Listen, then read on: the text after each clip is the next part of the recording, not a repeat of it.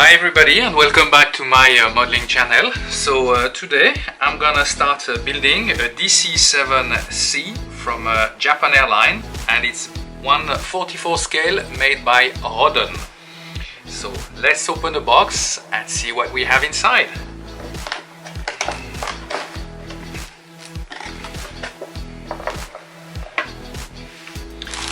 So the first one, you have a plastic bag that we are going to open.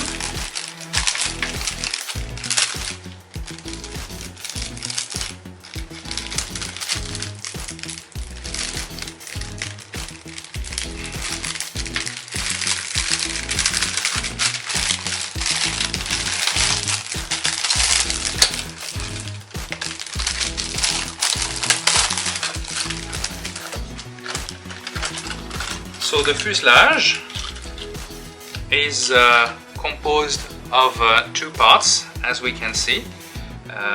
It's a sandwich basically, as we call that, and we have basically the vertical fin, and on one part on the left side, and it will be added on.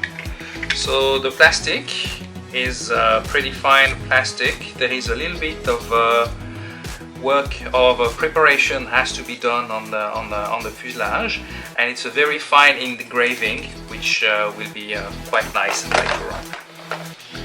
The wings are more or less done in the same way, so it's gonna be it's one sprue and it's three parts as a sandwich, and we can see that we can see the aileron and the wing salmons on the upper face built in one part.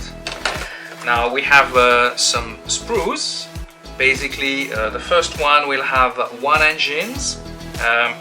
We have basically the engines and the engine nacelle, and the undercarriage for one of the main gear, and the propeller basically cone.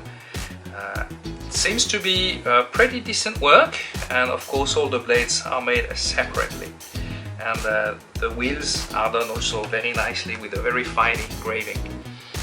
The second sprue is more or less the same, and let's have a look on the last one with the nose wheel and basically the two other engines, and we also have basically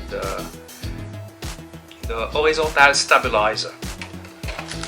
We have one clear part composed of the cockpit window. And now let's see what we have as decals. So this livery will be done for a Japan Airline DC-7, but I will use some other aftermarket decals that I will show you later on, and we're gonna see as well basically the instruction sheet. So here are the decals, the decal sheet, which is pretty nicely done. One thing is you have all the windows will be done as decals, but you don't have any cockpit windows. For the painting basically and the decal sheet, what do we have? We have one colorful sheet, and let's have a look now on the instruction sheet from Roden. So it's composed of one A4 format paper. It's pretty well detailed, so you have a list of all the parts, and the instruction sheet seems to be pretty straightforward. So that concludes the kit. So now let's start building and see how it's going to come. So we're gonna start this kit by assembling the wings and the fuselage together. So initially, as usual, we have to prepare all the parts together, and then we're gonna slowly start the assembly.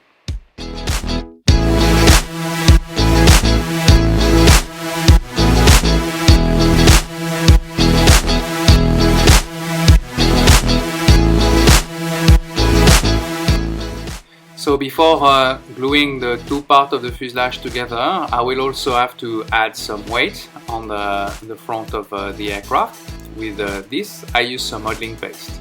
Unfortunately, as you will see later on during the build, I didn't put enough weight, and then the model was starting to sit on its tail, so I had to add some more weight in the nose wheel bay.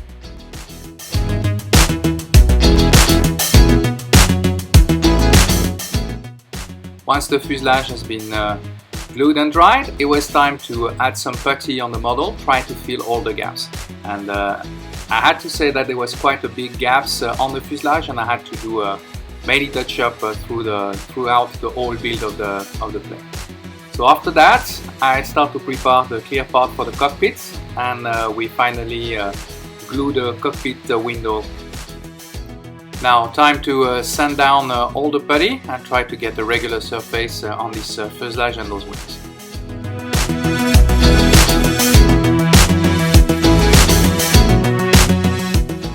Once the task is completed, we're gonna start the assembly of the engines. So the engines are composed of basically two sandwich parts for the body of the engine, and of course then there is the engine itself who will go inside the main body.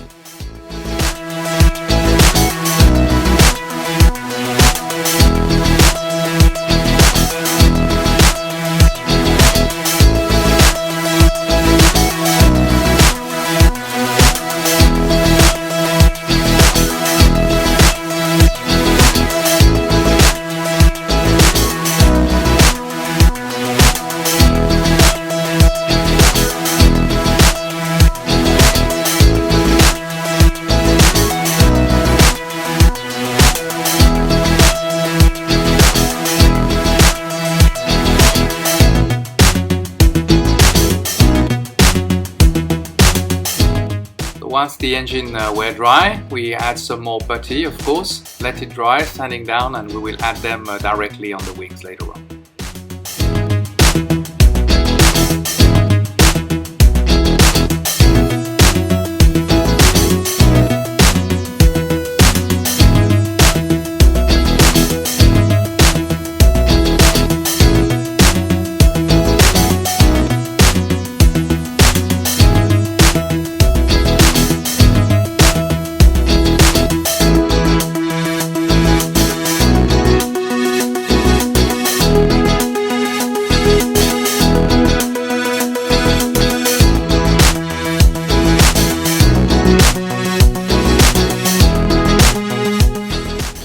When it was time to glue the wings to the fuselage, I realized that there was too much plastic and too big a height on the back part of the wings, so I had to remove a part of that plastic to have the proper height.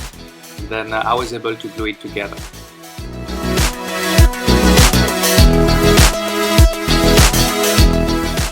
After that, I decided to add more reality to the model, and I started to drill basically the exhaust pipe of those engines. For this, I use a drill of 0.5 millimeters. It was then time to add some putty, fill all the gaps between the wings and the fuselage and the horizontal stab. And after that, of course, sanding down and make sure that all the gaps were clear.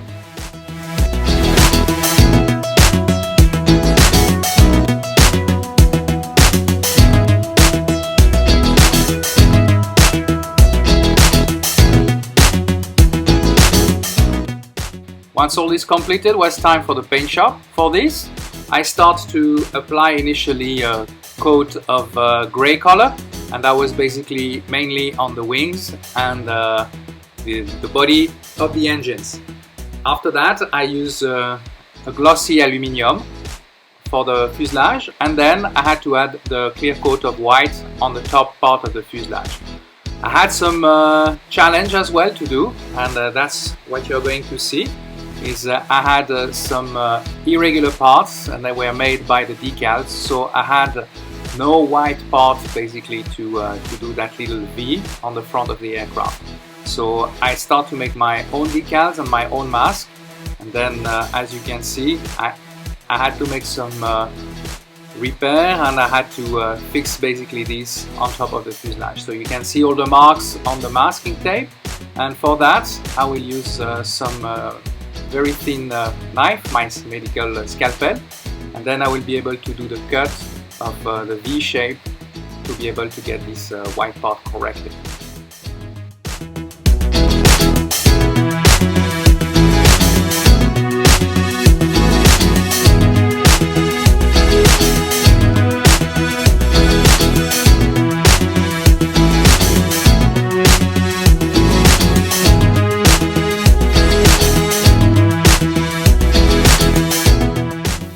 So now we're applying a clear coat of white paint on the top part of the fuselage and the tail.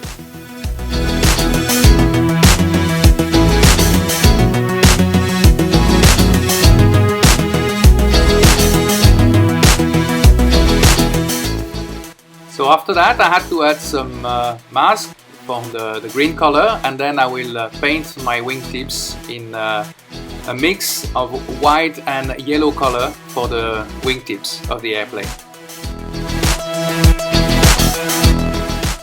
The paint job is now finished, so it's time to remove all the masking tape, and it was quite a bit on that model, as I have to say. And then we're gonna start that delicate process of decaling the aircraft. I have to say that those initial white band, yellow band on the model itself were quite easy to apply, and that was basically a little bit tricky later on, because I thought that all decals were as easy as those ones, but the window were extremely thin and fragile, and I had to do a lot of extra work on that to get them at the correct shape, and some break on a few occasions, and some got even teared off. So luckily there was a few set basically of immatriculation, so I could change the registration, and I had to do that actually twice. So that was the good part of it. But if you decide to use those decal from F-Decal, apply some extra caution, as you may have some serious issue later on.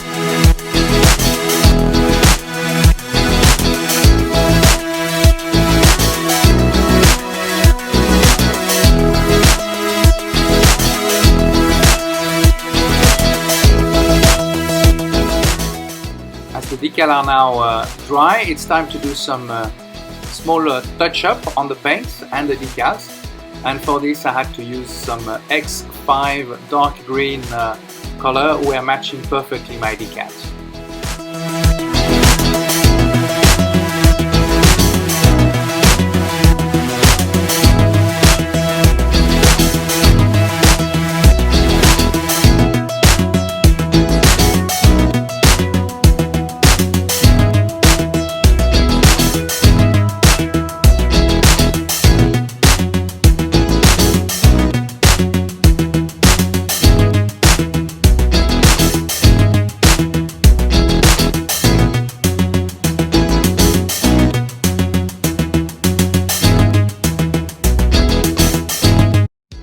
Now time to prepare the undercarriage of the aircraft. So basically I remove all the wheels from the sprue once they were painted already, and after that assemble the undercarriage.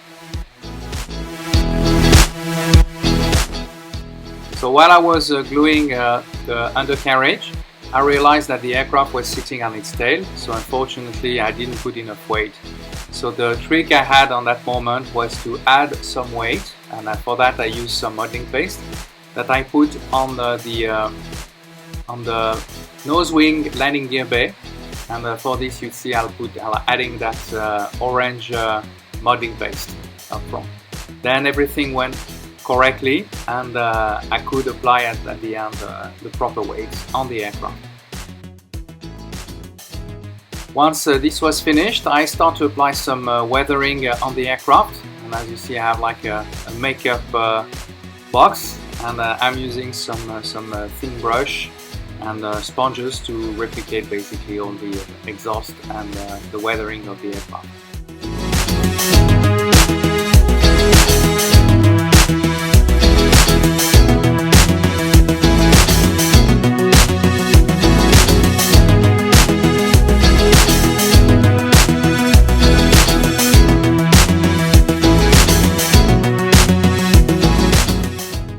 After that, it was time to put the propeller. For this I had to put the propeller cone, I had to glue them together, and of course let them dry and add some more putty on those, and after that glue the propeller directly on the cone, let it dry, and paint it and put it on the aircraft.